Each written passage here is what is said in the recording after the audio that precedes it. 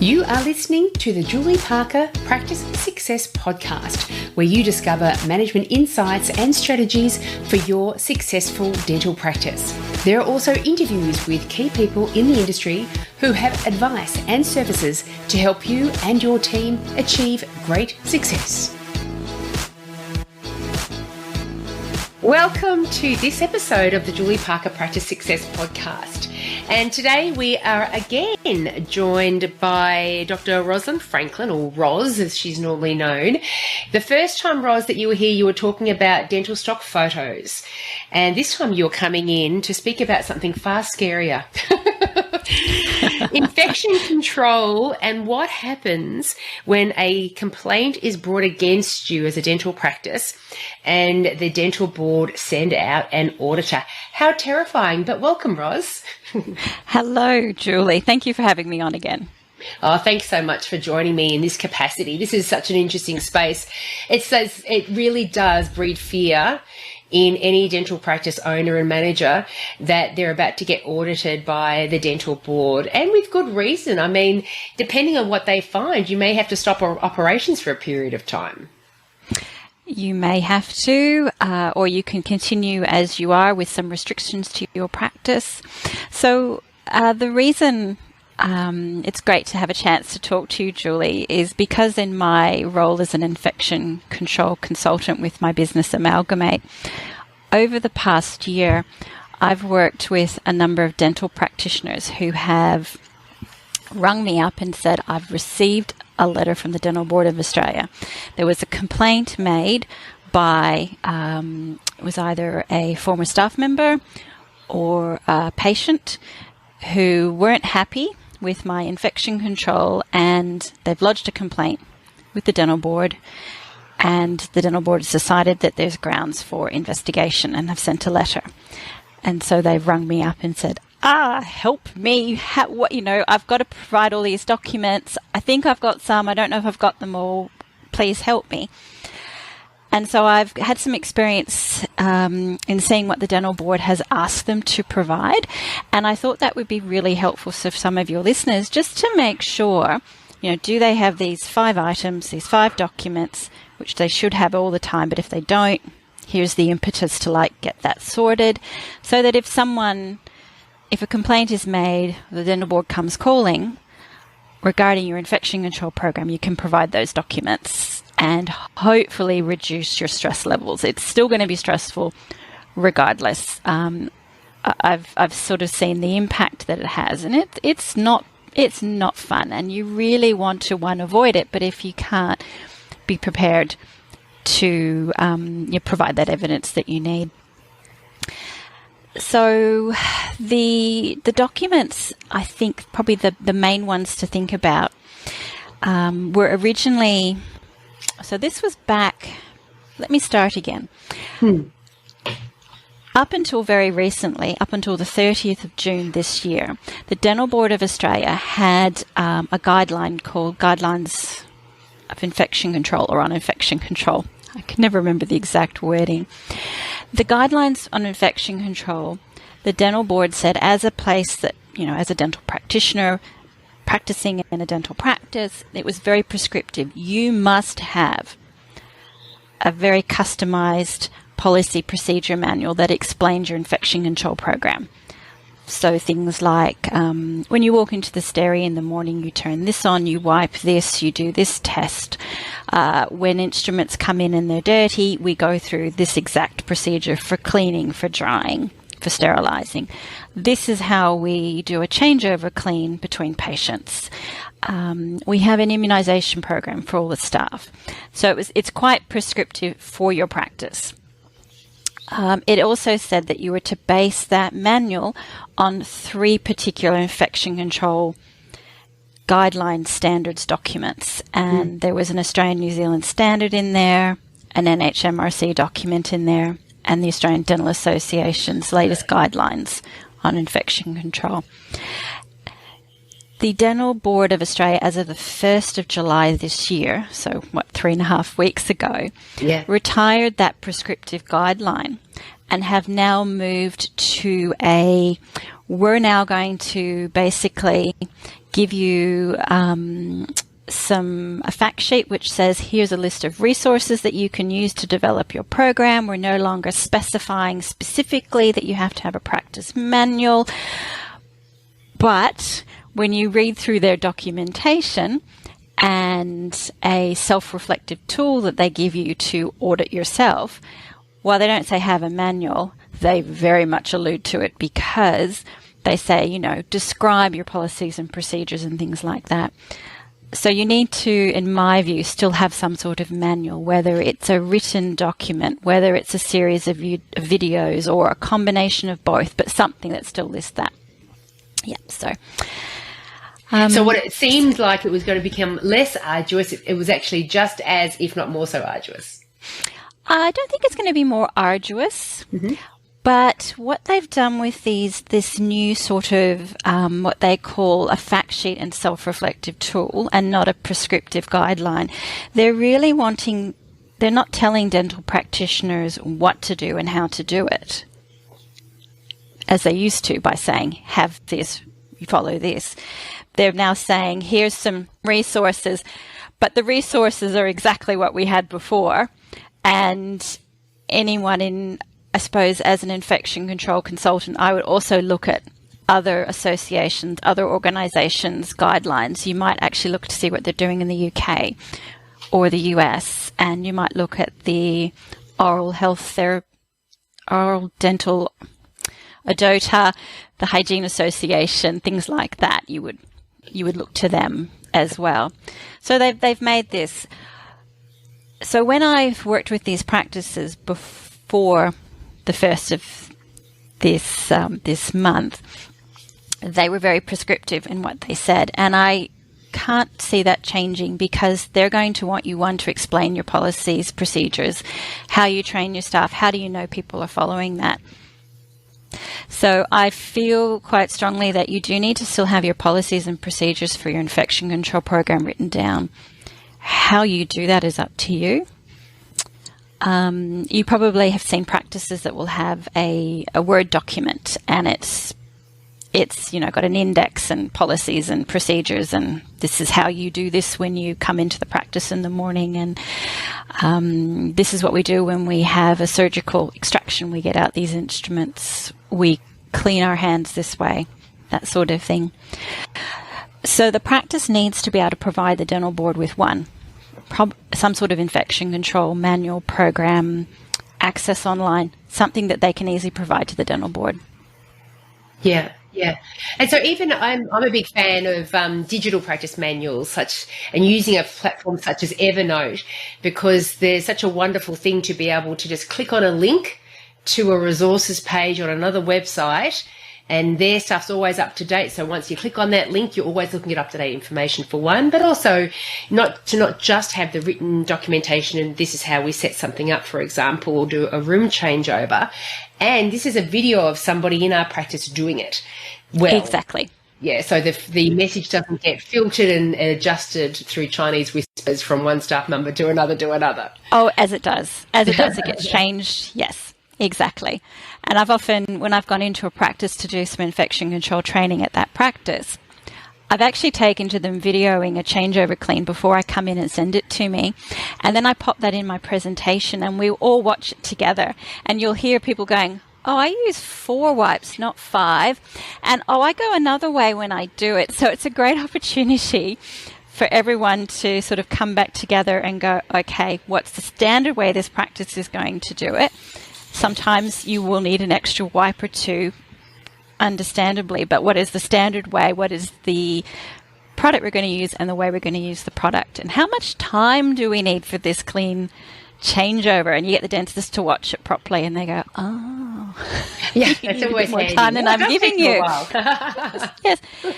Yes. So whether your manual is electronic, paper, however, I guess it works best for your practice and for any of your staff to access it at any time. And after a while, people don't often need to look at it again, but anyone new on board will.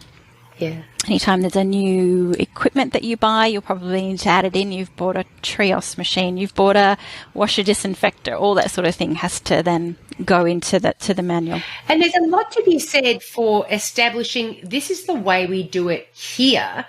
We normally are very embracing of that concept when we're talking about a recall. This is how we do our recalls here. This is how we do our confirmations here. But something that I've observed as someone that's worked in dental surgeries for decades is that infection control tends to be a little bit different in terms of, let's see if I can explain this properly, that when you've got new team members coming in and it's an experienced dental assistant. For example, if it's a trainee dental assistant comes in, they will just do it the way they're taught in your practice. There will be no question marks around that. And then what do I do? And then what do I do? And then what do I do? No worries, no questions. That's what I'll be doing. However, if you've got a more experienced dental assistant coming into your team, and sometimes you find this with temp nurses as well, they'll come in and they'll have an idea in their head of what is ideal in their world. And they find it difficult to be flexible of mind and do it any other way. And they'll be saying, well, you shouldn't do it this way, you should do it this way. Well, this is what I've read, and this is what I do, and this is what I've done in the past. And so you should be doing it this way. This is the way I'll be doing it. And so I think it's a very good process to even go through as a practice, saying, we are going to be accessing all the resources, so we make sure we identify, or the system that we identify as the way we do things here is absolutely adequate and appropriate and recommended. And then we can fall back on that when we've got other team members coming in that do try to shift and change it to be more in line with what their particular beliefs are. That, no, this is the tried, tested, true, approved method that we use in this practice. This is what we will be doing here. I feel that's, yes, very, you see that all the time. And then, yes, having this standardized system like you do promote will certainly make it easier when it comes to if you suddenly have to provide some evidence to the dental board. So I guess that was point one, an electronic, hard copy, some form of a manual that sets out your infection control protocols and your procedures. Now, you will base those on a number of infection control documents that you can find.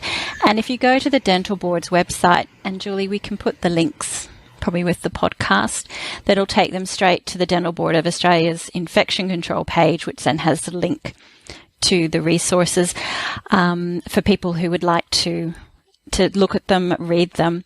Now, a lot of them are a bit hard going. If you read an Australian standard, it's pretty hard going. I've mine have got sticky notes and highlights and queries and things like that. So yes, if people are having trouble, they can always reach out. And no question is too silly. I'm more than happy to answer a few questions or lead people in the right direction. And then, of course, the dental board will, I'm sure, want evidence that the staff have actually read it or that they're following the procedures. So how are you going to show that to the dental board?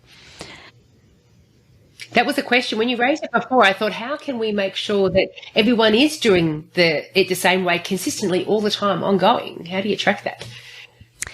How do you track that?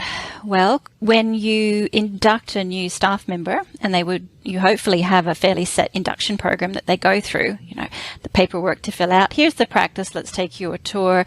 We're going to buddy you up with this particular staff member who will be your mentor while you're here. Please read these documents and sign that you've read them and you're going to follow. So there's a simple, I've read and I will follow. Infection control often is part of someone's performance review, whether it's when they come off probation, 6 monthly, annually. Performance reviews is an interesting thing. I find a lot of small practices don't tend to do the formal performance reviews. It's only when they've decided to look for accreditation, dental practice accreditation, that one of the standards, one of the requirements is a dedicated performance review, and how often you're going to do it, and please show us some written reviews that you've conducted. So that's another good way to actually show that people are following, and whether it's just part of an observational audit, you discuss it in meetings. It's hard in a little practice. You often work so closely together, you can pick each other's You go, hey, why are you doing it like that? And or they do a little huddle in the morning or huddle at lunchtime. Things like that get brought up.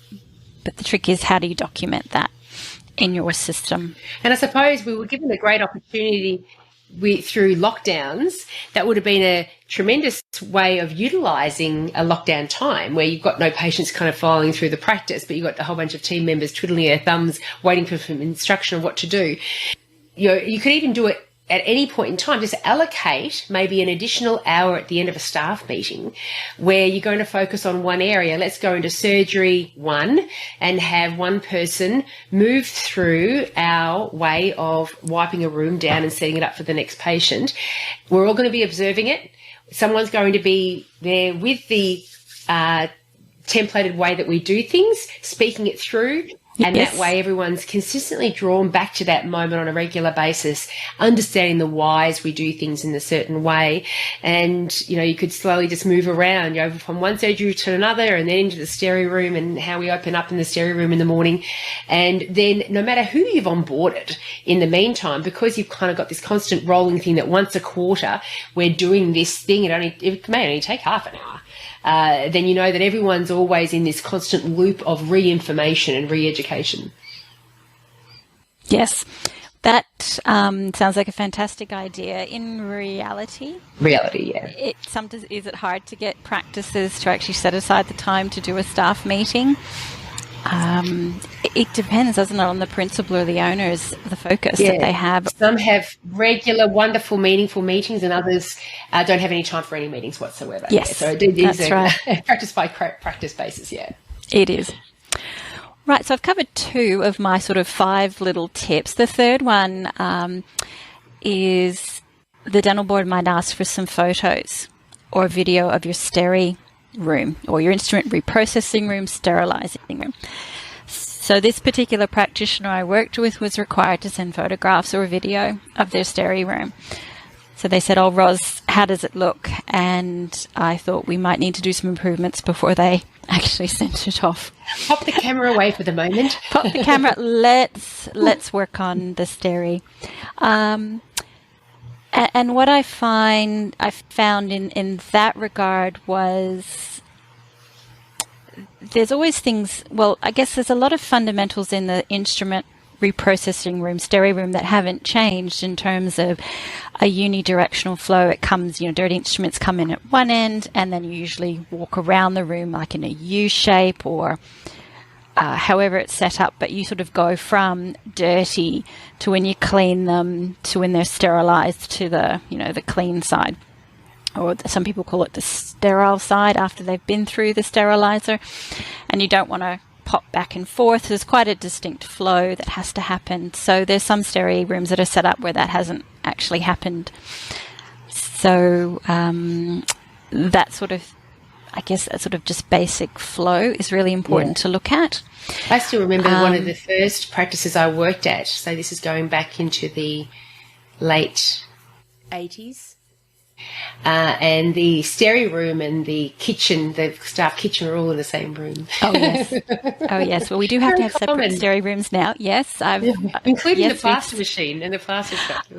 Yes. Well, for those who like to sort of look ahead, currently, if you're a private dental practice, you probably follow an Australian standard for stereo rooms. We'll call it Australian Standard 4815. 2006. Now, this particular standard will be retired shortly, and at the same time, they'll also retire the Australian Standard 4187, which is what they tend to use in, we'll just say hospitals, we'll keep it simple. They're going to retire those two, and they're bringing out a new one. So this Australian Standard will have a new number and a new name. And they put out the draft version over Christmas, January. And I think they got a lot of submissions, and the committee is currently working through those. And when the new standard comes out, I wish I knew. I know various people who know people on the committee who are trying to find out, but I honestly don't know. I would be hopeful that it would be this year. So when that comes out, it'll be interesting to see what changes dental practices might have to do to their steri room. I would almost very confidently say dental practices will need to move more away from your ultrasonic and your manual cleaning to automated washer disinfectors. So anyone who is building or renovating a practice or steri room, definitely put in the space for one of those 1-2 machines, the power, the water, whatever you need. Have it set up ready for this particular machine. That kind of, for me who's old, like the ones that look like a bit of a dishwasher, yeah? Yeah, so you get those that look like a dishwasher, but they're not a dishwasher. And then you can get some that sit up on top of a bench, so they look like a big fancy box, you know, with a lid and lights and things. But yes, so there's a few ranges, a few sizes. I would like to think that there might perhaps those that are on the market, or there might be more coming on the market to satisfy that need. The trouble is a lot of steri rooms for practices are the size of broom cupboards, or when a new practice builds them, the steri room is still incredibly small. You know, they'll have 2 or 3 sterilizers and the tiniest areas for cleaning and packing, and I don't know how the dental assistants work in spaces like that. I don't think they work safely. Because they haven't got the room that they need. And so the physical scrubbing and debridement, that would still be in place, getting rid of the ultrasonic possibly, no physical debridement? No, the trend will be towards washer disinfector everything, unless the instrument or the piece of equipment that you're cleaning to then sterilize says it cannot go in a washer disinfector, you must hand wash this, then you will hand wash that. Or if it can't go in a washer disinfector and it can only be cleaned by an ultrasonic. So there'll be probably 95% of everything will go through a washer disinfector, with a few things not. And that might be hand scrubbed or ultrasonic. But they really want to move away from hand scrubbing because of safety issues, and also because of cleaning consistency. You know, when people clean dishes, sometimes you clean them more thoroughly and sometimes you're a little bit more haphazard. And dental assistants would be no different in the sense that they're pushed for time. So they're going to scrub quickly, rinse quickly. An ultrasonic cleaner is still a fantastic device, but it might be used like in a pre-clean prior to a washer disinfector. Your washer disinfector is consistently cleaning. You've got to test that it works properly. Now, saying that, washer disinfectors don't always remove temp bond off a spatula or a bit of composite. It's not going to shift. You will have to, dentists might have to be more neater with their working, and dental assistants helping them pre-wipe their instruments before they go instead of getting to the stereo. It's the best way to go. Oh, you've just hit on one of the sentences I say most often in dental practices, I think, that if you've got materials and your frustrator is still left on the instrument, the thing that you can do to stop that from happening is to make sure that that instrument is clean before it hits the steri room. Yes, exactly. So that's a little aside about steri rooms there. So we've talked about having a customized manual, whether it's electronic or hard copy, some sort of evidence that staff have read it, following it, photographs of your video of your steri room. So be prepared to be able to show it off. Be happy with how it looks. The fourth item that the dental board might ask for is your autoclave or sterilizer cycle data. 2 weeks worth of your cycle data. All right, so let's say you have an older autoclave that does printouts. They're going to want to see copies of those printouts. So how are you storing your printouts? Are they stored in a lever arch file and you've got 10 years worth in some cupboard? So anyway, the experience I've had is they've just said, from the last 2 weeks, from the time you receive your letter from the dental board, I want those last 2 weeks of cycle data.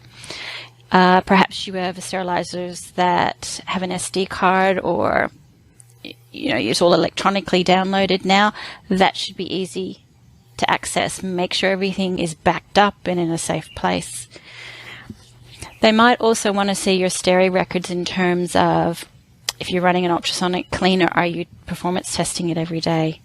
And show us the evidence that it's been done, it's passed test, and who did it. Show us that you're running your vacuum tests for your sterilizer. Show us that you're doing your helix test and it's passed, and show us your records for every load. Like, it's, describing the instruments that go through, who loads it, when it's unloaded, are you checking your parameters? Is your load dry? Are your bags not punctured because someone's overfilled them?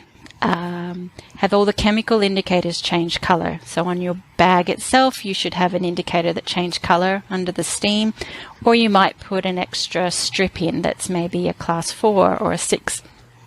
Have you recorded that sort of thing? They might also ask for that.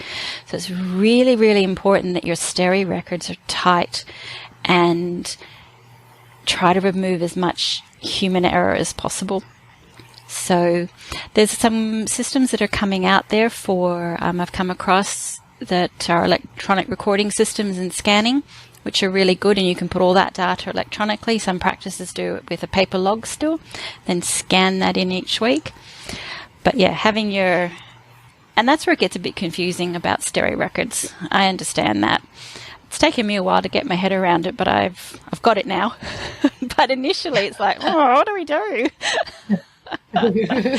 Okay. Yes. And the fifth item, I guess my fifth and last item, is the dental board might ask for your validation report for your sterilizer. Okay. So you're required every year to have your autoclave be serviced and validated, undergo its performance qualification. The technician comes and they spend, hours, and they run various loads, and then they give you all this paperwork with graph stuff over it that you don't understand, and all you look for is the pass bit at the bottom. Keep all that paperwork, because if you need to say to the dental board, yes, my sterilizer works and it's fine, here's the proof. Because unless you have it validated, which means, is it actually killing all the microorganisms, or are you just assuming? You don't really know. They want the proof. And here in Australia at the moment, we only need to do that once a year, the spore testing, or proving that it's killing, the hard to kill bacterial spores. Yeah. You can also do it more often if you want, but at the moment, we're only required to do it annually, and that's usually done with your service. Because undoubtedly that autoclave works really, really hard. It goes all the time. All the time, yeah. All the time, which is, needs its filters cleaned. It needs the water tanks, if you've got the tine on top, cleaned out. Because, anywhere where water sits after a while goes really slimy. And yes, so those are the things that, probably the fifth item. Yeah. So, and where does accreditation sit with the dental board? Do they look at a practice that's gone through the accreditation process and is still currently accredited and say, oh, that's a huge big tick for you guys? Where does accreditation, because it's not necessary to have accreditation, a lot of practices choose to do it. Where does it sit? In my understanding, it probably won't play a role whatsoever. To become an accredited practice, you have to, get a heap of documentation together, go through a checklist, make sure you can meet it, and you submit it to an auditing company who then pulls out the accreditation standards and goes, yes, yes, yes, yes, yes. For a lot of practices, they choose a desktop audit, which means the auditor sits in their office, looks at your paperwork, makes sure that you've crossed your T's, dotted your I's, that the staff members, on your staff list match, that everyone's, your immunisation register's up to date. They do not physically come to the practice. And for introductory dental practice accreditation, and when I've done re-accreditation for practices, you don't actually have to submit your infection control manual. You just have to tick a box to say you have it. Oh. And I know for sure a lot of the auditors auditing have really no dental background whatsoever. So even if they read a manual, I don't think they would understand. Yeah. Because I've had to field a few queries from auditors and going, well, no, in dentistry, it's like this or that. Yeah. Accreditation. So if you're going to devote time to this as a practice, to making sure that you are reaching a particular standard, would I be right in saying that you are better off moving through the fact sheet and self-reflective tool, getting somebody like Amalgamate to come into their practice and make sure that they've got all of these 5 areas plus more managed effectively, and you should have much more faith in that than possibly accreditation?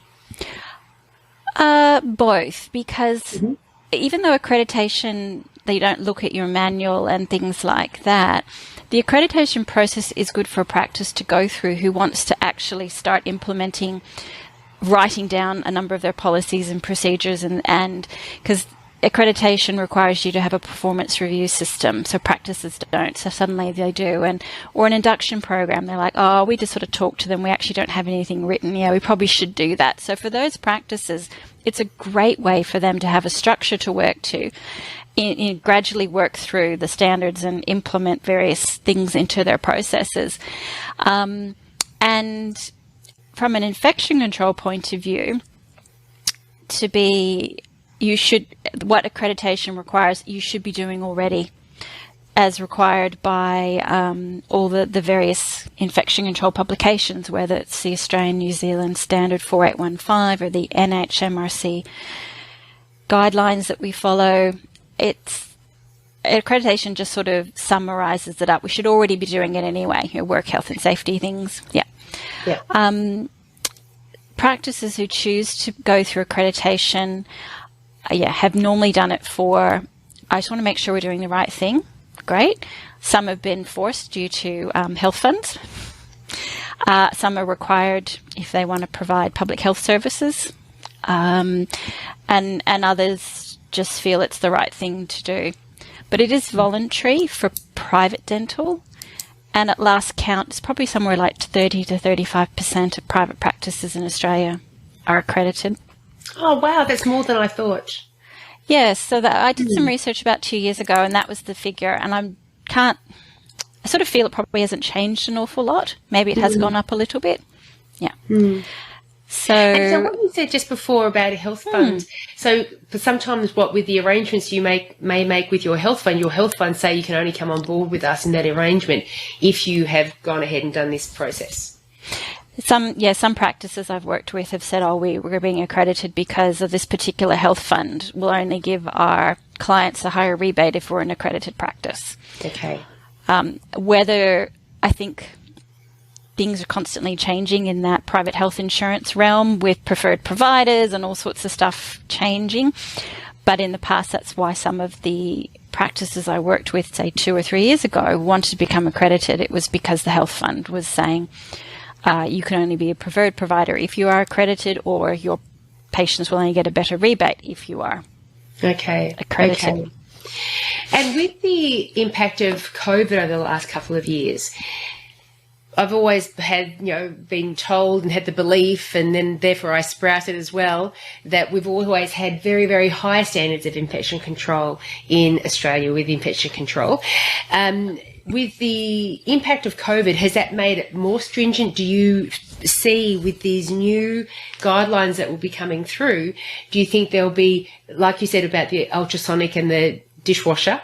I can't remember the name washer, of it. Disinfect, dishwasher. Do you think there's going to be a raft of additional things that people need to do in dental practices? The new standard that's coming out, I think it's Australian Standard 5369. I don't think it will touch on PPE,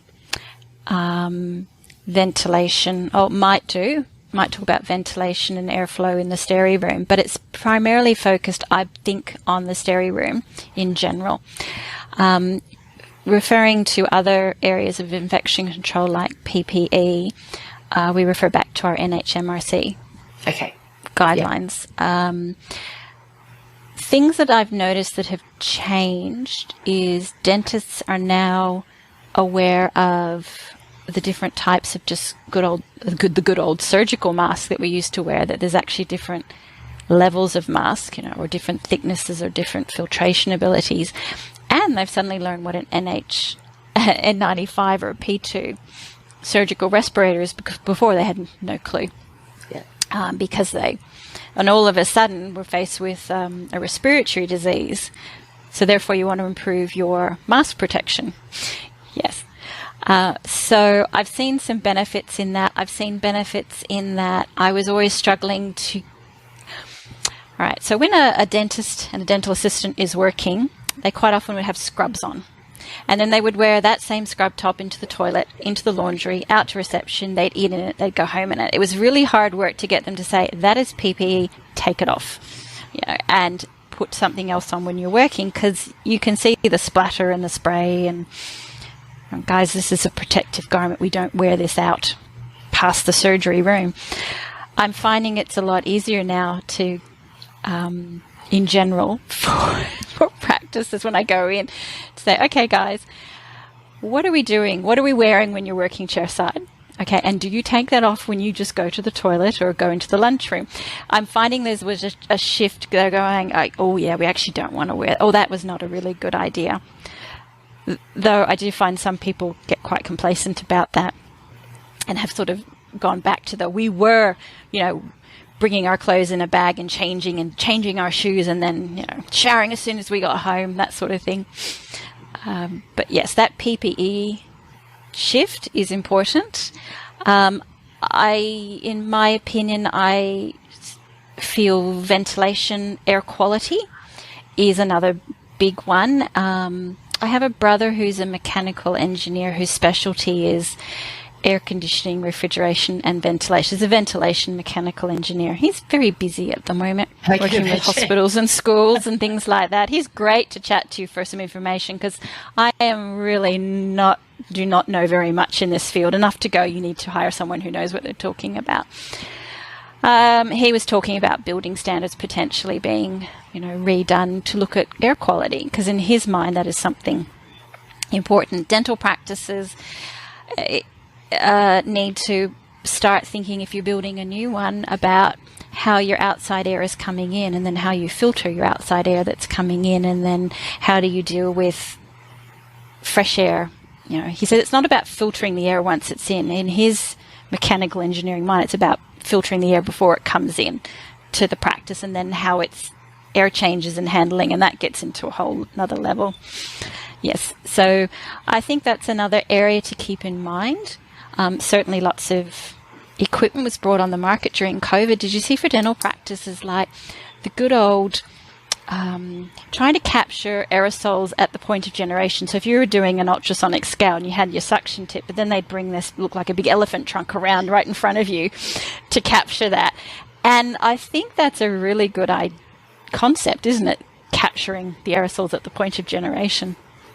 It's just that it's like three types of different suction that the assistant can use. There's the slow suction, the high suction, and then there's the elephant suction that's kind of the elephant suction constantly hovering over the top. Yes, I think used to use for sandblasting and that back in the day. Yeah. So yes, and so with your work with Amalgamate, when you go into dental surgeries to assist them with their infection control procedures, what does that kind of scenario look like? Right. I can offer a couple of different services depending on what the practice would like. If they say to me, we would love you to come in and just do some training on the latest and greatest and just review the old... not review the old stuff, just refresh our memories, and if there's anything new and that sort of thing. So I can do that sort of training. Typically, I tend to just keep it to half a day, like 4 hours. You can't cover everything, but I find people's limits at 4 hours is probably, they've had it, because it can be pretty intense in the 4 hours. And I kind of do a mini audit at the same time I do the training, because I think I don't want to do death by PowerPoint. I've sort of discovered that it's really good to do the practical side of things, but get the whole staff involved. So I think I mentioned earlier, if I ask the staff to video a changeover, I'll put that in my presentation, we'll watch it, and then we'll talk about the products and the method, and then we'll physically all go into a surgery room, and some brave soul will volunteer to be the, the model, and we'll work through if there's any changes and actually video it or note it. So it's a very practical application.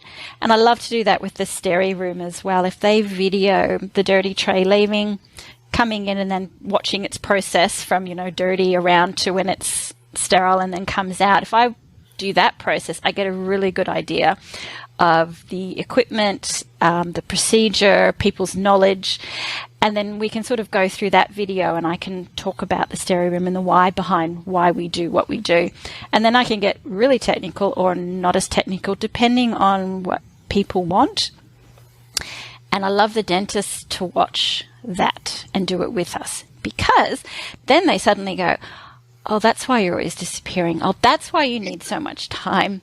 Oh, that's, yeah, you're right. We should invest in in another audit tab. I see what you mean. Disappearing. That's such a common thing. Why does my nurse keep disappearing? She must be having another coffee. Meanwhile, she's totally away in the stereo room. No, they're not. And then, you know, how do they go in and out of the stereo safely? Because they've got to don PPE and then get it off and safely. And, you know, it's supposed to take good 20 seconds to alcohol-based hand rub your hands. Thankfully, you can walk and rub at the same time, unlike, you know, standing at the sink. So when I do that, it's kind of like a mini audit and then a workshop based around that. I can also just come into a practice and just do a straight audit. So I have a tablet with an electronic auditing system, so I can take photos or videos, make notes, and then I quietly blend into the background as best I can, and just watch the days unfolding. So, you know, just watch how patients arrive, watch chair side. I often spend a lot of time in the stereo room. And then I often find the DAs are like, is that right? Or should I do it some other way? Oh, I have a question for you. So there's often, and then I try not to interrupt because it's the middle, you know, you don't want to sort of go, they'll ask a question. I'll say, shouldn't you be back assisting? They're like, oh, I better go. So sometimes I've done that, and then at lunchtime, the owner and I might sit down and just do a verbal run through, and then, you know, I can do a report, and then I can come back and do some training, or, oh, do you need a help? I've noticed you're recording for the stereo room. You're missing a number of items, you know, your records aren't capturing everything. Looking at your batch control, you know, I'll do that with a patient. I mean, with the practice, I'll get them to pull up a patient from yesterday that might have had a critical item use. So they had an extraction. And then I'll say, okay, what's the code? Let's backtrack through your records. Can you show me the sterilizing cycle? Can you show me that you ran your vacuum and helix on that day? Can you show me that you tested your ultrasonic? Where's that evidence? You know, where's that? So I sort of work backwards and then make sure that's really tight, because if you have someone say, I've caught Hep B from you, you have to have the records to prove that chances are, due to your processes and your records, it's very slim that actually happened there. Very good. And I think that's where a lot of people do come from. They think, what if, even though it's such a small chance that I might be audited, or someone, you know, claims that they've caught something from poor infection control standards within the surgery. What if that did happen? Where would we all stand? And so I think a lot of practices are very eager to get on top of this sort of stuff. So you were recently found by the dental board you were approved as an auditor for a particular practice who was audited yes, through the dental board. Have you got any, you know, anecdotal stories around what the process feels like moving through it as a practice? Well, this particular practitioner had a complaint made against him for their infection control processes, and the board subsequently deemed there was enough evidence, asked him to provide evidence, and in the end, restrictions were placed on this particular practitioner's practice, and they had to undergo some CPD training, and they also had to undergo an audit by, they call it an approved auditor.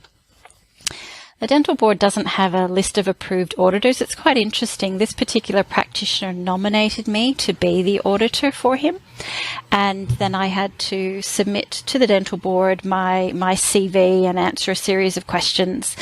And then they approved me to be this particular dental practitioner's auditor. So off I went, and I've done that.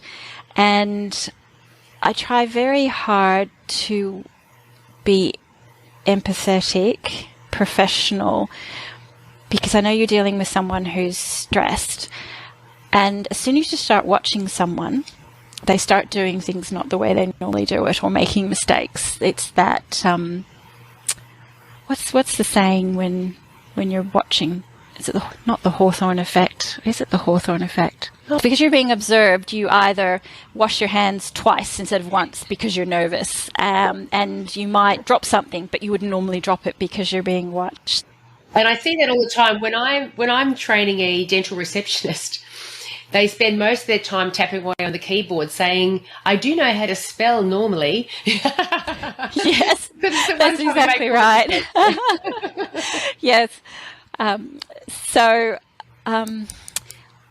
I feel it's always important, as well as being professional, as I said, a bit of empathy, because this person's going through a fairly stressful time, justified or not. And to work with that person and to be pleasant. There's no point in being rude or abrupt, or that's not in my nature to do that. So try to make it as stressless for this stressful situation as I can.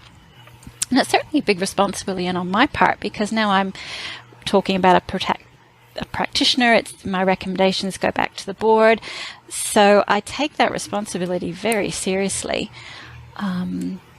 Also very keenly aware that it is my role to make sure that the public is safe, and that if the practitioner can't meet those standards, then I also have to be, I can't just fob that off.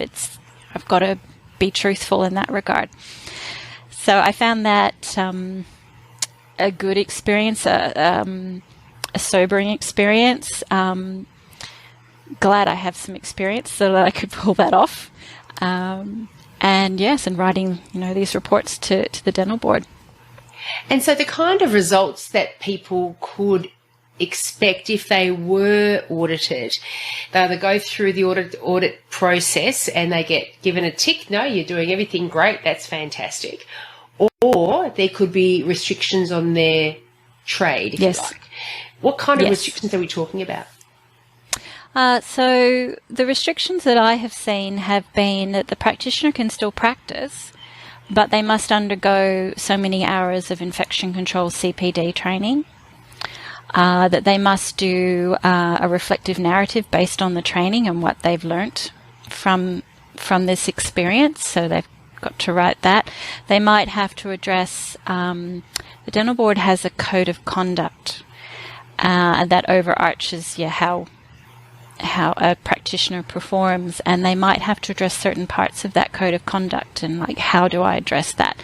They might have to explain how they've now making sure all the staff is on the same page, and then they might also have to submit to an auditor from an outside auditor, like I did, to come in and make sure that they're being compliant, practicing, safely, so the public is safe, and them practice is safe.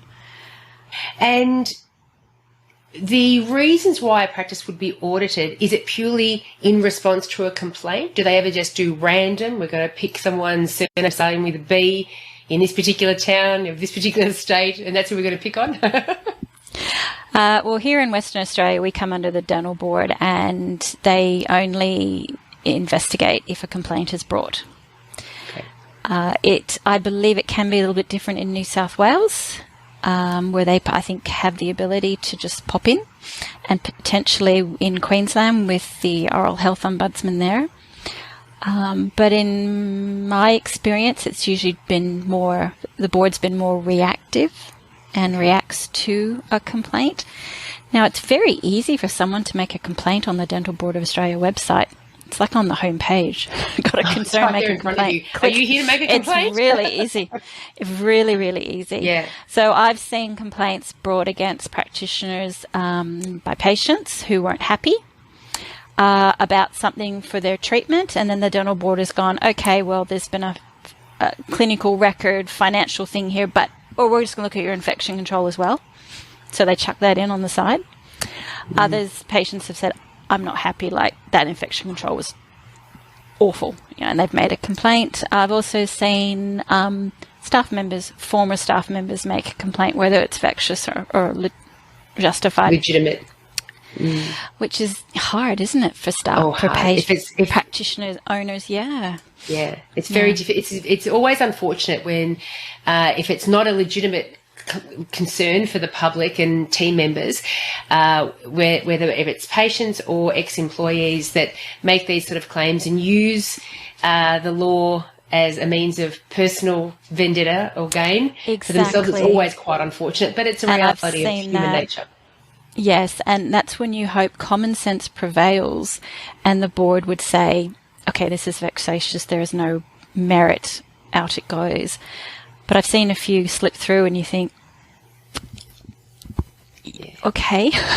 That's right. It's not nice. It's not nice. No. Because certainly, as you were mentioning before, at the top of the episode, the stress that it does create in a dental practice owner is substantial. Yes. Yes. So do you travel interstate? Do you mainly focus on Western Australia to do your infection control training and auditing? I am available nationwide. Nationwide. I love to travel. I can be nationwide. I love that. Christmas Island. I can go to Tasmania, go to Queensland. I have found I've worked with practices in Queensland, New South Wales and WA for accreditation and infection control, in Northern Territory. So I have done some travelling for infection control. I guess it makes financial sense, though. You wouldn't just fly over and do a training session. You'd probably incorporate a bit more into that, like with an audit, with some training. Can you review our manual for us, Roz? You can access it here. Just make sure we're still referencing, or then you can keep people up to date. We've now updated this. Ta-da! We now need to retire the ultrasonic and put in a washer disinfector and put that in the budget because that's not a cheap item. So there's those sorts of things. Yes. So I can do things virtually via Zoom. I have run a few infection control courses that way. It's not ideal because being in person is just so much better, but sometimes it's the only option, particularly if they're remote and that's the only thing. I've also worked with a half a dozen overseas trained dentists who are sitting their exams and they need to do a 4 or 6 hour infection control program. So I've done some one-on-ones with ADC candidates, whether it's via Zoom or in person as well. And if we do them in person, this is one lady, Henry Shine in Perth, were very happy to lend me one of their rooms, and then we could walk through their big stereo room system so I could show her what, this is what a new autoclave looks like. And she was saying, well, back where she's from, it's the kind, with the handle that you twisted or a pressure cooker. And so they were really helpful and said, look, and show her the stuff and that sort of thing. So I can pretty much tailor to what a practice needs. And I really enjoy that side of things. And I like the hands-on, though. Let's make it relevant to your practice and not just hit you with a lot of data. Show me this, show me that. Let's do it practically. And I've trained dental assistants for 3 years, so I understand how undervalued they are. And you're a dentist yourself, so you know both sides of the coin. I do, yes. I've had my tools down for a little while, but I tell you what, I don't forget. I watch dentists when I audit, and parts I go, I miss a really good scale and a clean where you can peel off sheets of calculus and you can just hear the gums go, singing. Or like an extraction. And the other parts I go, don't miss that at all. Don't miss that bit. Don't miss that bit. No, I'm in a happy place. I love I love where I am. Bits of everything. It's good. Bits of everything. They're nice and varied. That's wonderful. So if practices did want to contact you and get some more advice or arrange for you to come out to their practice, either virtually or physically, and assist them with their infection control, where's the best website for them to go? They can head to my Amalgamate website. So it's amalgam with an ATE. So amalgamate.com.au. On my website, but I am on Facebook as well under Amalgamate, or LinkedIn, but probably the website would be the best. And yes, you can contact me through there via email or phone. Fantastic. And so we'll put all those contact details and links in the show notes, including the link to the Dental Board Infection Control page as well that we mentioned earlier, and where people can find their fact sheet and self-reflective tool as well. And hopefully we'll have the new standards coming out this year. But whenever they do come out, everyone's going to have that's going to be the most popular piece of paper that we read, or booklet that we read for the year. It will be, and I would like to think there'll be not an adjustment period, but a period of grace where they say, okay, you've got 2 years to, come up. That'd be nice. Yeah, since we've all been through so much already with COVID and lockdowns and pandemic this and pandemic, that'd be nice if we had a bit of a grace period with things. It would be. But actually, as you mentioned before, dental practices are a safe place to be. We've been pretty darn good with our infection control. We are so much better than doctors. And, with our hand hygiene, our PPE, our sterilizing of instruments, clean, dirty, I think a lot of practitioners feel, they go to work. It's actually, once you've got your processes in place and once everyone understands the why behind them and all those, it's risk managing a risk. That's the big word, isn't it? Risk management. Risk manage all your risks. And I personally would feel I have faith in it. Yes, I have faith in it. Yes, in a dental practice that's well run and teams all on the same page. Yes. Beautiful, beautiful. Well, it's been so delightful to speak to you again, Roz, I have to say. Thank you. You recently helped another dentist that reached out to me in desperation with their infection control and accreditation process, and you whipped in there and you helped them out in a week. It was all tremendously effective. So thank you so much for all of your assistance. And hopefully, if there are practices out there that have been a bit puzzled, a bit concerned, what would happen if I was audited, now they've got an answer of where to go to make sure they can bring their team and their practice up to a certain standard and put systems in place to make sure that standard is maintained. So thank you so very much. Thank you for having me, Julie. It was a pleasure. How great is Roz? If there are any practices in the Brisbane area that are looking to bring Roz on board and provide you with a workshop or an audit or infection control training, she will be in Brisbane for ADX in late October 2022. So do reach out to her if you're interested to schedule her while she's in the area, in the state, to reduce the travel costs for the practices. She'll be there anyway. And so it would be a very prudent step to contact Roz and try to get your practice as one of the ones she sees while she is in Brisbane. If you enjoyed today's podcast, then you should come along and join the club. The club is a whole library of lunch and learns with new lunch and learns being produced all the time that help your dental team gain greater success in your systems, in your team behaviours, in your patient management, in your patient engagement, in their treatment plans. They are usually around half an hour in length, and so team members can sit down, be paid for their lunch break, eat lunch while they're being inspired and delivered all of these insights and strategies that can be implemented so you all achieve greater levels of success. Also, Amina and I, my buddy from Dental Management Expertise, have a company, Dental Business Mastery, together. And our flagship online 1-year course for dental practice managers and dental practice owners to learn how to very successfully manage your dental practice is available. Head over to dentalbusinessmastery.com.au to find out more information, and has information about any other courses that we've got available. Also, make sure you do jump onto my website, julieparkerpracticesuccess.com.au, and you will see a whole load of free information. There are articles, the blog, downloads, templates, a whole load of things that are designed to help you overcome any specific challenge that you've got going on in your practice at the moment.